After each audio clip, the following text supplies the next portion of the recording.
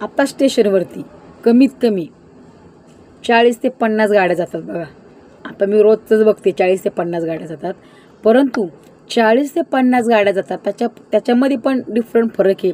मालगाडी असते, लोकल असते, एक्सप्रेस असते, वंदे भारत असते की नाही.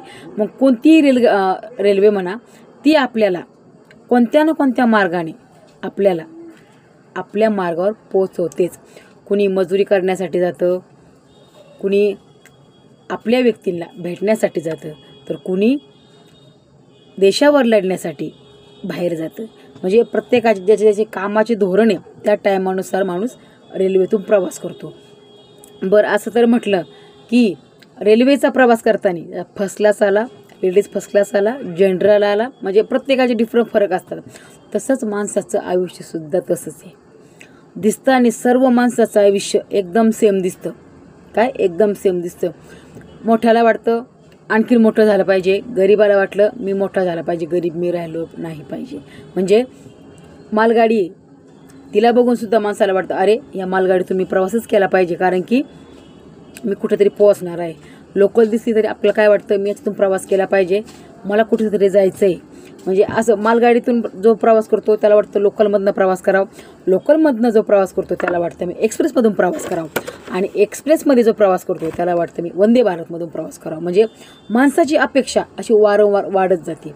मग असं न होता आहे त्या काय आहे जी परिस्थिती ना त्या परिस्थितीतूनच प्रवास करायला शिका. कारण की आपण मालगाडीत येत ना सध्या, कधी ना कधी आपण लोकलमध्ये जाणार आहेत, कधी ना कधी आपण एक्सप्रेस गाडीत पण बसणार आहेत, आणि कधी ना कधी आपण नक्कीच वंदे भारतमध्ये सुद्धा बसणार आहेत. म्हणून परिस्थिती बघून वागा, नक्कीच तुम्ही यशस्वी होऊ शकता. आणि जर आपण बिझनेस जर स्टार्टअप केला त्याच्यामध्ये आपल्याला लगेच वंदे भारतमध्ये बसण्याची घाई करायची नाही आहे. त्याच्यामध्ये तिकीट पण जास्त आहे आणि ती फक्त मुंबई, सोलापूर आणि पुणा इथेच थांबते. काय मुंबई, पुणा आणि सोलापूरमधले स्टेशन घेत नाही. तसं आपल्या बिझनेसचं आहे. आपल्याला लगेच वंदे भारतमध्ये बसायचंच नाही आहे. आपल्याला प्रथमतः मालगाडी बघायची, लोकल बघायची, एक्सप्रेस बघायची, मग वंदे भारत गाठायची. म्हणून बिझनेस स्टार्टअप करताना कधी एक पायरी चढून जर तुम्ही गेले तर नक्की वंदे भारतमध्ये प्रवास करू शकता.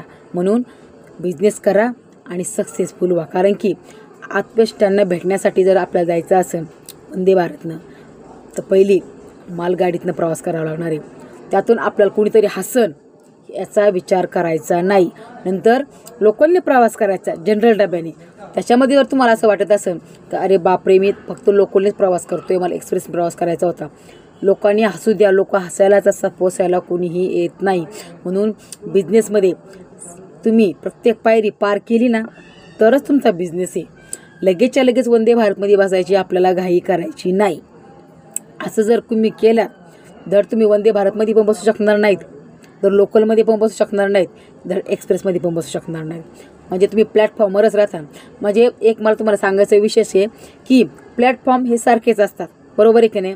कुठं 2 पटरी कुठं 4 पटरी, पण प्लॅटफॉर्म हे सारखेच आहेत, पण प्रत्येकाचे मार्ग वेगवेगळे आहेत. कसे जसे रेल्वेचे डबे वेगवेगळे आहेत ना, तसंच आपल्या आयुष्यात प्रत्येकाचे डबेसुद्धा वेगळे आहेत.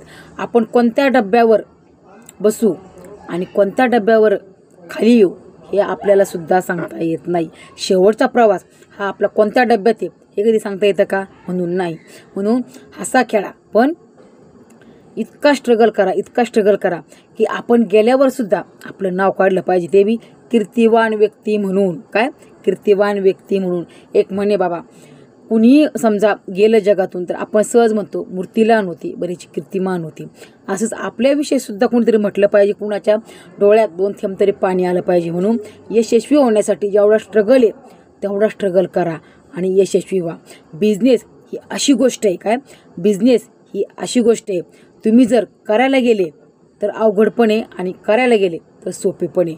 म्हणून सोप्यातून सोप्यात नंतर आपल्याला अवघडाकडे जायचं आहे.